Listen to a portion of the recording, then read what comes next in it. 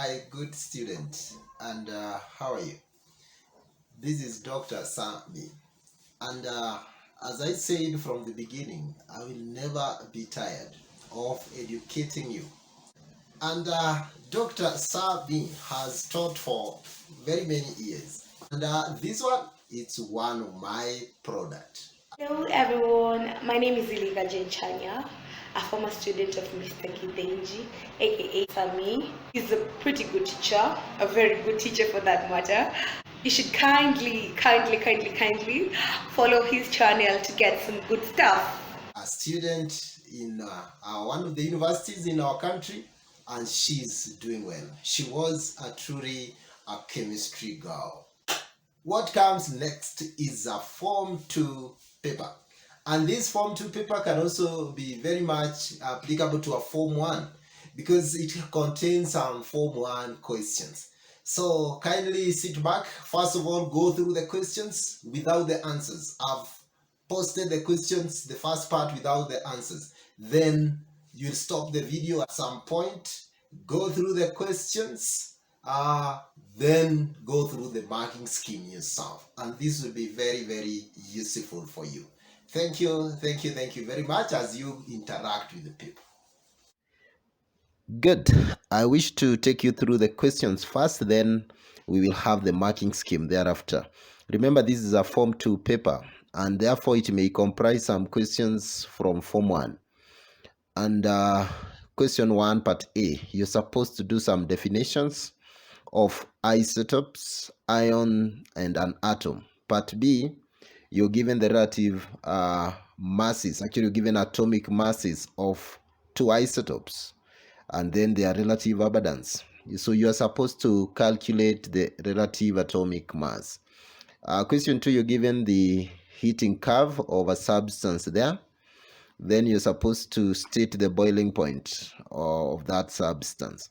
Then you state whether this is a curve for impure or a pure substance, of course, and give a reason. Then state two effects of impurities on boiling point of water. Question 3, you're given a setup where we're heating hydrated copper 2 sulfate. Then, of course, the product collected somewhere over ice cold water. So state the function of the ice cold water. Then you name liquid P on that setup and then state the observation in the boiling tube. Question 4, you're given a test tube there containing some iron wool, then some water. Then this is a question on rusting. So state and explain the observation that will be made after the experiment. Then what is rusting, the chemical formula of rust, 2 method of preventing rusting, factors that speed up rusting. Question 5, there is a setup again. Hydrochloric acid is reacted with zinc, then passed through liquid Y, then a gas collected there. So you're supposed to ascertain whether the method used to collect the gas is correct or not. Then name liquid Y, 2 physical properties of hydrogen and 2 uses of hydrogen. Question 6, you're given a non-luminous flame, and then a cardboard is placed, or a manila paper is placed at 2 positions as you given or as you shown. Then you're supposed to draw the observation on the 2 manila paper in region 1 and region 2. Then explain that observation. Then using that experiment, you state which of the 2 regions is the best for heating, and of course state 2 differences between luminous and non-luminous. Question 7, what is a pH scale? Then you're given the pH of 5 different solutions, classify them as acid, base, or neutral. Then go ahead, part C, and state which one is a strong acid, a weak base, a strong base, or a weak acid. Then part D of the same, then you state the pH values that can be combined, the 2 substances that can be combined to give a neutral substance. Question 8, structure and bonding. You're supposed to draw the structure of magnesium sulfide. Then you state the type of structure for that compound. Then 2 properties of that compound, magnesium sulfide. Then continuation of bonding, you draw the dot and cross diagram for ammonia, then hydroxonium ion. Then you explain why ammonia molecule can combine with hydrogen ion to form ammonium ion. Question number 9. You're given sodium carbonate, you're given lead 2 nitrate, then you explain how you can prepare a sample of lead 2 carbonate. Question number 10. You're given some ions there, X3 positive, Y2 negative, and of course the electron configuration. Then you're supposed to state the group in which they belong. Then you go ahead and state the atomic numbers of X and Y. Question number 11, a question on chromatography. On that diagram, you're supposed to draw or to name the baseline and of course the solvent front. Going ahead, you state the pigments that are in the mixture Z in the diagram, and of course you explain. And you name the solvent, that is part C, Roman 1, the solvent that is most appropriate for use in chromatography, and why water is not appropriate for use as a solvent in chromatography. Question number 12, setup for preparation of oxygen. You're supposed to name the substance labeled W. Then you write the chemical equation for the reaction leading to the preparation of oxygen. Name 2 solids that can also be heated to obtain oxygen, 2 commercial uses of oxygen, and you describe the test for oxygen. Question number 13, periodic table. You're given that periodic table with some elements. The elements not necessarily the actual symbols of the, that is the letters, not necessarily the actual symbols of the element. Then you name the element that can have an ion with a charge -2 and explain the nature of oxide of C, how the reactivity of H and E compares, and you explain a chemical equation between B and chlorine.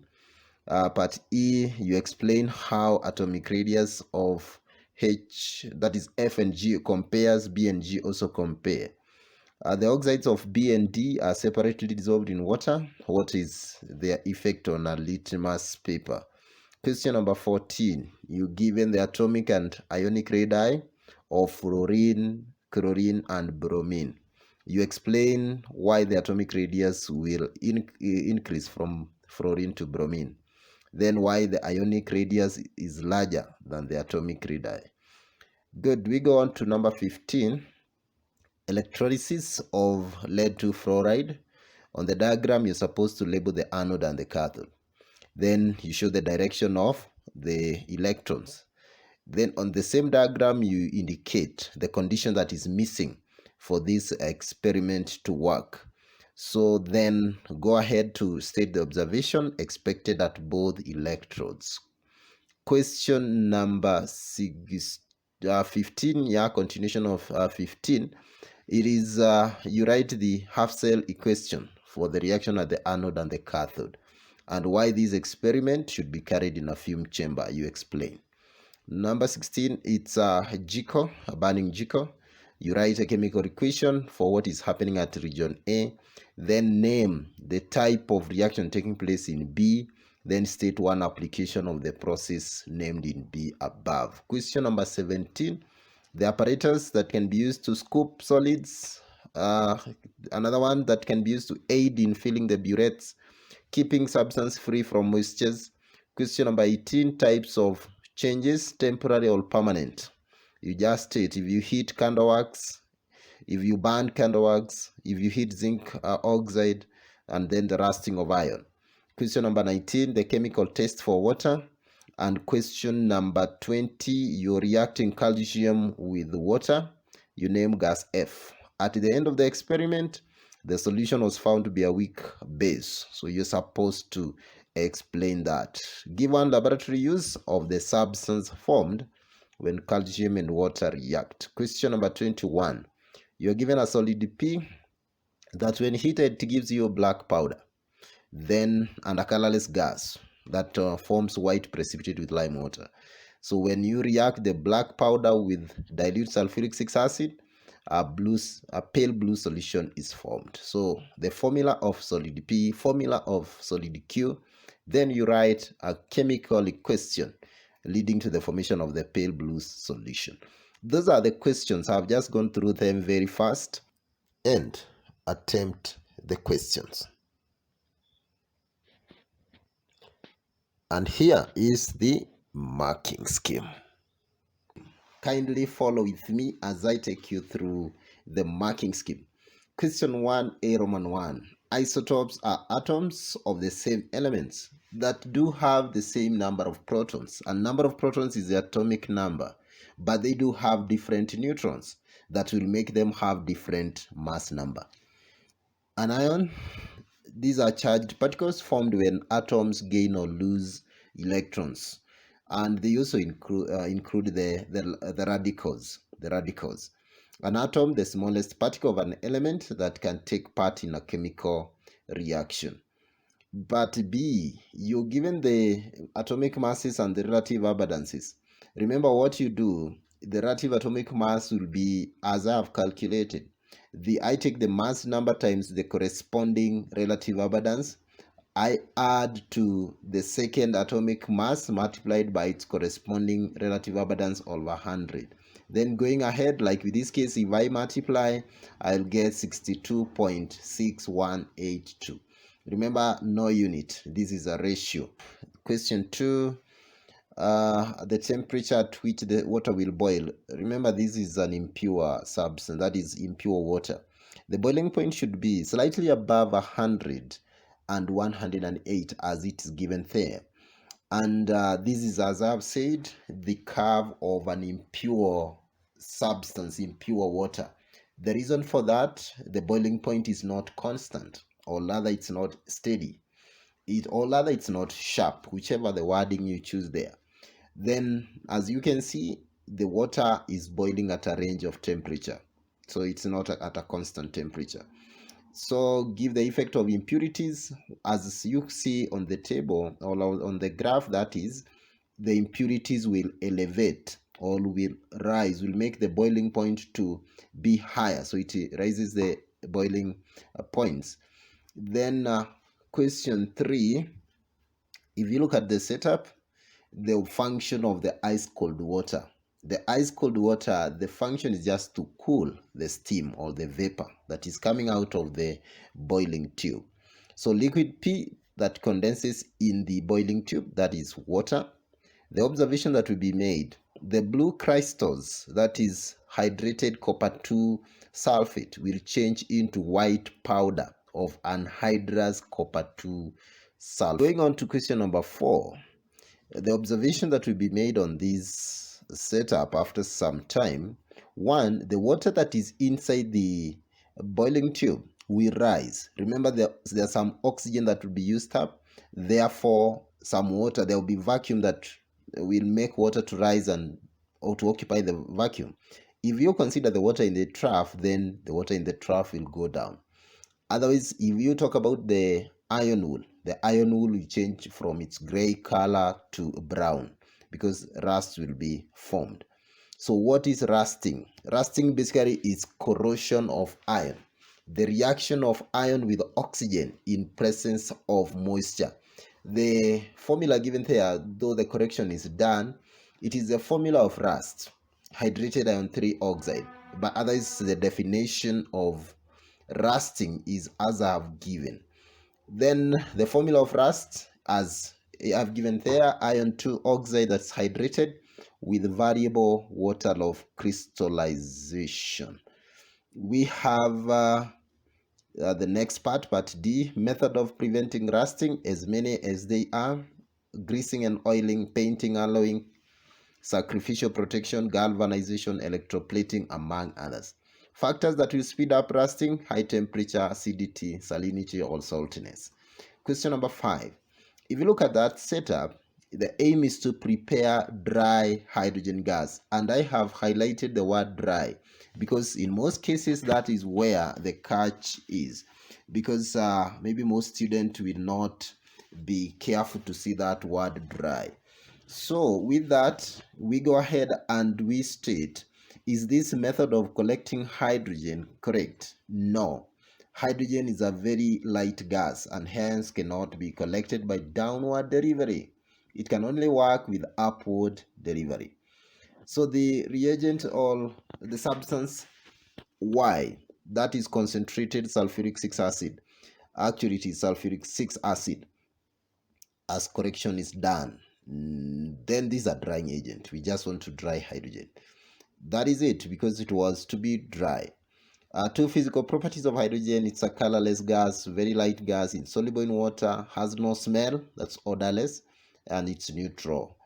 Then uses of hydrogen, as many as they are listed in book 1, or other, as we know: manufacture of ammonia, hardening of oil used in rocket fuel, manufacture of HCl, that's hydrochloric acid, in fuel cell, in hot weather balloons, since it's light. But remember, that has its own disadvantage. So nowadays they may prefer even to use helium, because hydrogen and air can burn explosively. Question number 6 on the two types of flames. Those two types of flames: if you place your manila paper on region 1, the observation after the burning is as I've drawn. Region 2, the center part will be burnt. So you explain that observation. If you consider region 1, the center part of the paper is in contact with the almost colorless zone, the unburnt gases. That region is not hot. So actually the paper will not be charred, the paper will not be burnt. But the outer part that is in contact with the pale blue zone, it will be burnt. Others with region 2, the paper is in contact with the center part, that is not the center part but the outermost part, and therefore it will be burnt at the center. Question C, part of that, you're supposed to explain which part now can be the best for heating. It is the outermost, the region 2. Otherwise we call it the pale blue zone, because it's the hottest. Differences between luminous and non-luminous, as I've listed: luminous is yellow, non-luminous is blue. Luminous has 4 zones, the other one has 3 for non-luminous. Luminous produces less heat but more light, etc. So kindly go through that table as it is. Question number 7, a pH scale. It's a numerical range of numbers from 0 to 14, and this can just be used to specify whether a substance is a base or an acid. That is basicity or acidity of substances. Among the substances given, the one with the pH 3, 6, and 2, those are acids. pH of 7, that's a neutral substance. A pH of 12 and 8, those are bases. With part C, the strong base is the substance with a pH between 0 and less than 4, that is. So it will be 2 and 3. A weak base has a pH value slightly above 7 and slightly less than 11. So it is 8. Strong base above 11, that's 12. That's a strong base. A weak acid slightly above 4 and less than 7, that is 6. So with that, the substances that you can mix to get a neutral substance. Any acid combined with any base will give you a neutral substance. So as I've listed there, so you can see the combination that are appropriate. Question number 8, you're doing the bonding. You're drawing the dots and crosses diagram. With that, if you consider magnesium is number 12, so it has 2 electrons to donate, it's a metal. Sulfur is number 16, 286, so it requires to gain 2. So ordinarily what will happen in this case, it will be magnesium atom donating 2 electrons. As you can see, if you look at the crosses, the red crosses, they are for magnesium. So 2 of the magnesium electrons have been donated to sulfur. So you can see the sulfur, it has its yellow electrons, the dots, then 2 crosses that are coming from magnesium. And that is basically the structure of magnesium magnesium sulfide. And of course you can see 2 positive, 2 negative. The electrostatic force make the 2 particles or ions to be together. This chemical has giant ionic structure, because those are basically ions. Properties of ionic structures or substances, most of them are soluble in water, because they are polar and water is polar. Okay, so they are all non-conductors in solid state, but they conduct in molten or aqueous state. They have very high melting and boiling points, because ionic bond is a strong bond.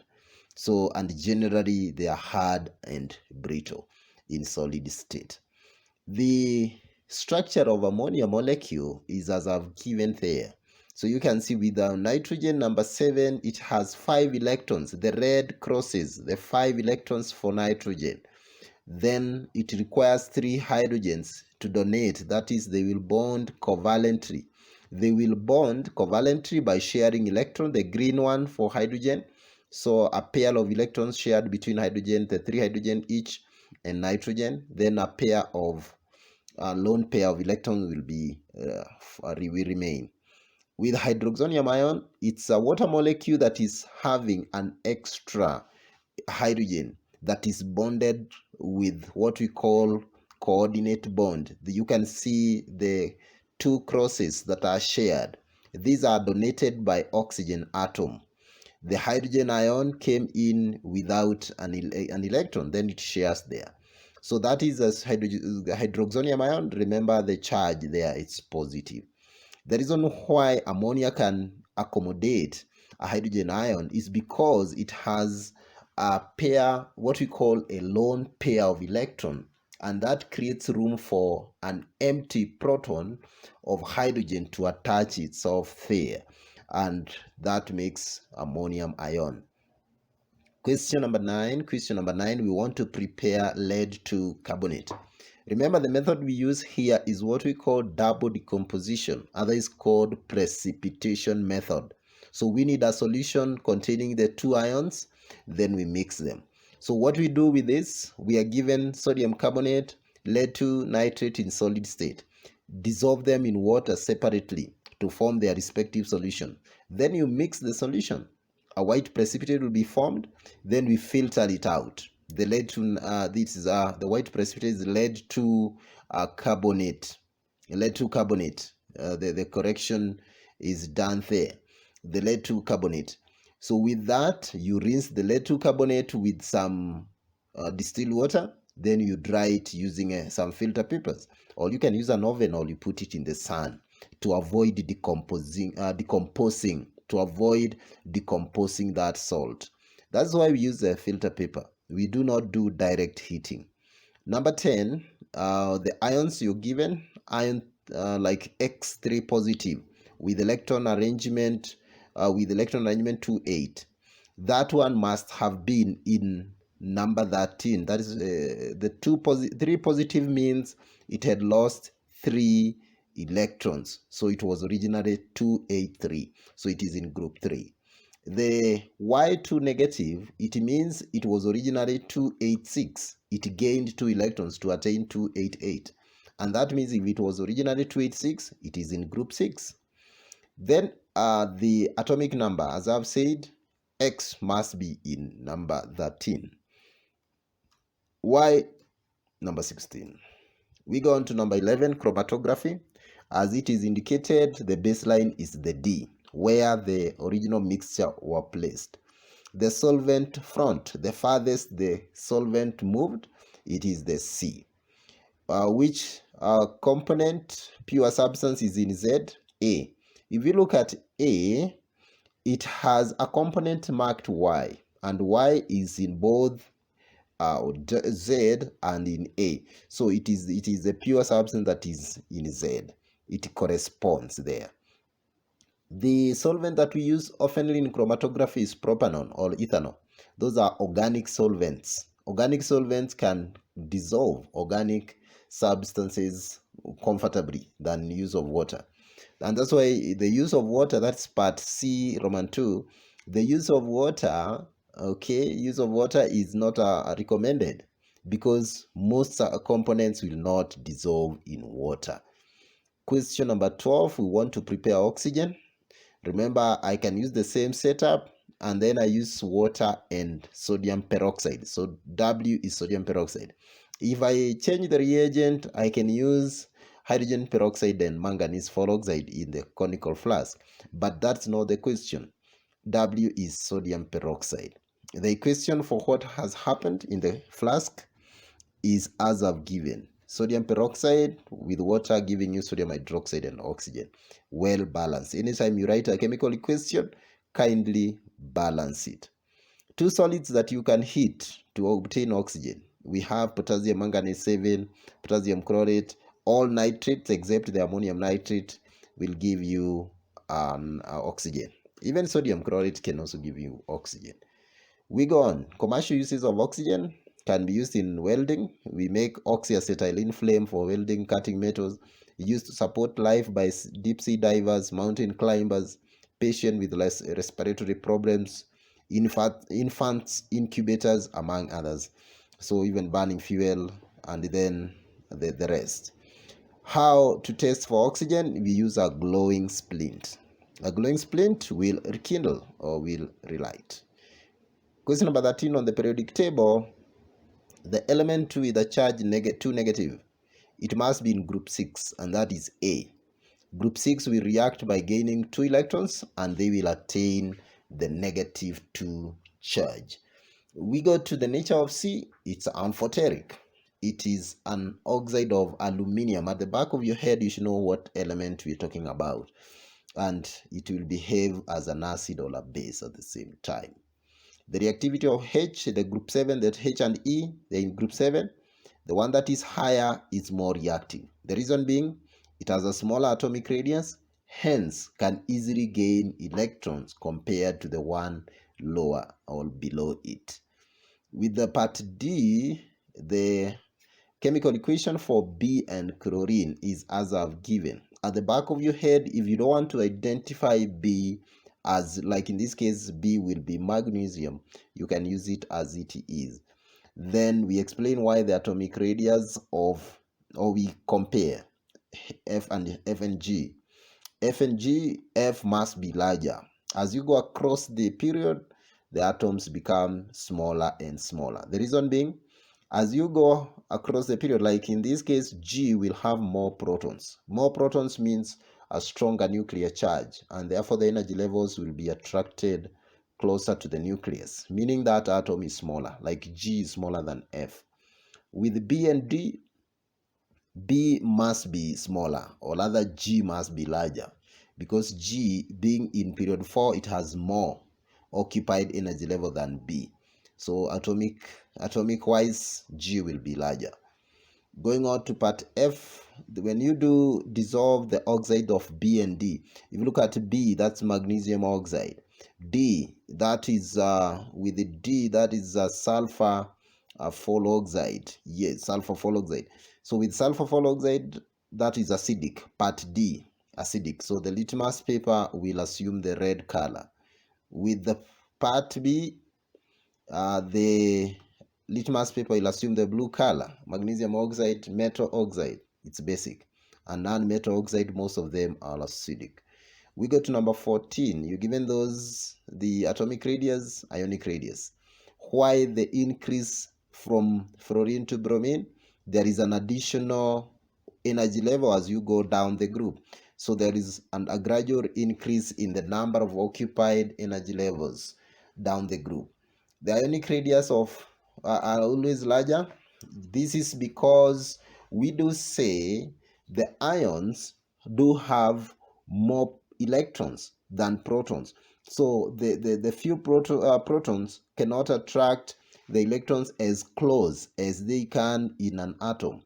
Or rather, you can argue out that when an additional electron comes in, the existing electrons repel.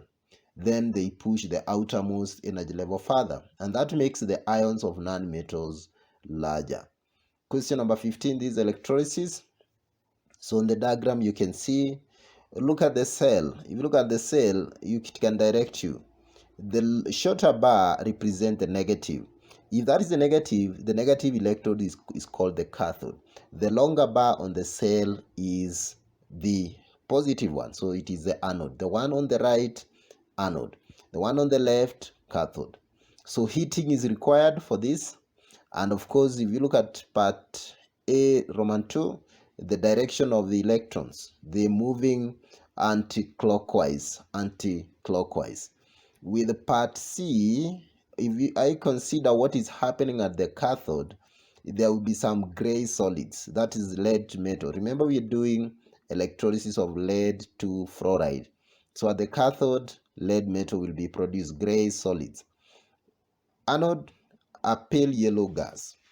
that is fluorine. Part D, the half cell equations for what is happening as I've given there.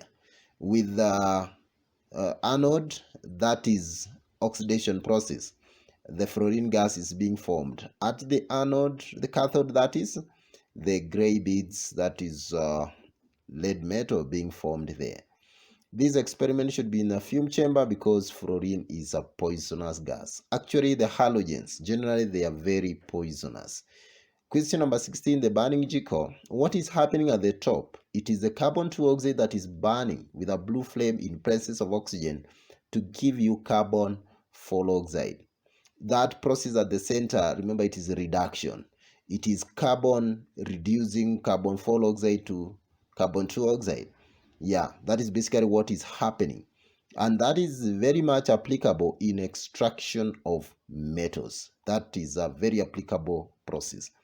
With number 17, if I want to scoop solids from containers, I can use a scoopler, I can use a spatula. They work more or less the same. If I want to fill a burette, I can use a filter funnel.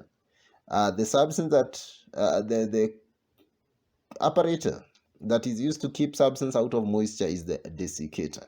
And number 18, that is, these are questions on temporary and permanent changes. If I heat candle wax until it boils, that's temporary. If I burn candle wax, that's permanent. It will burn to give me carbon 4 oxide and water, that's permanent. If I heat zinc oxide, if I want to identify water, that's number yellow. 19. Then I can use anhydrous copper 2 sulfate, that is white, and it will change blue in contact with water. If I use cobalt 2 chloride anhydrous, it will change from blue to pink. Okay, question number 20. Question number 20, the reaction between calcium and water. The gas that is labeled F, that's hydrogen. Actually, the very reactive metals, when they react with water, they form hydrogen gas. The reason why the substance formed there is a weak acid is because calcium reacts with water to form calcium hydroxide that is slightly soluble in water, so it is partially decomposes. So it's a weak base, that is. One use of that chemical is to test the presence of carbon 4 oxide. With number 21, if you consider there is a solid P, when you heat it, you get a black powder and a colorless gas. And that colorless gas forms white precipitate with lime water. And that gives you the first hint that that might be carbon 4 oxide. And that is to imply that solid P must be a carbonate. Then you go ahead, when you react the solid Q with sulfuric 6 acid, you get a pale blue solution. And that means the pale blue, most likely it's because of copper 2 ions. And that tells you solid P most likely is copper 2 carbonate, as the formula indicates. And when you heat copper 2 carbonate, you get copper 2 oxide. That is now the Q. For the equation between copper 2 oxide and sulfuric acid is as I have given you. Otherwise, that is the end of the paper. I hope you have enjoyed, you have gone through it, and you have marked for yourself, and you are continually learning chemistry with Dr. Sirme. Thank you so much. Don't forget to subscribe if you've not, and tell a friend to tell a friend. Thank you, and chemistry is life. I think I'm so passionate about this subject until I came to know there is something called chemistry between people. And that's when I came to realize everything around me, around you, everything you see is chemistry. Actually, then I came to notice that then I'm a product. I'm a product of chemistry between two people. That means even every human being you see around here or just around you, it's a product of chemistry between people.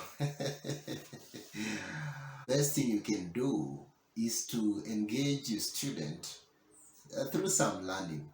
And for us teachers, teachers, full-time teachers. So what exactly we are doing, engaging students through online classes. And that is what I'm here to bring to your attention. Allow me interact with your student. You need to just link with me through my WhatsApp number 0752 If you link with me, I'll organize with you how I will teach your student from your house.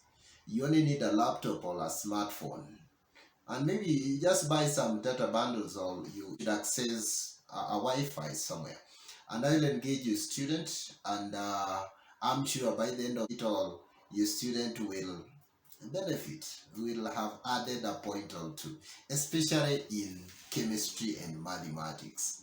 So you consider the amount of money we put into education. This is an investment that calls for you parents to be very serious. So facilitate a tutor to make sure your student learn. Thank you so much.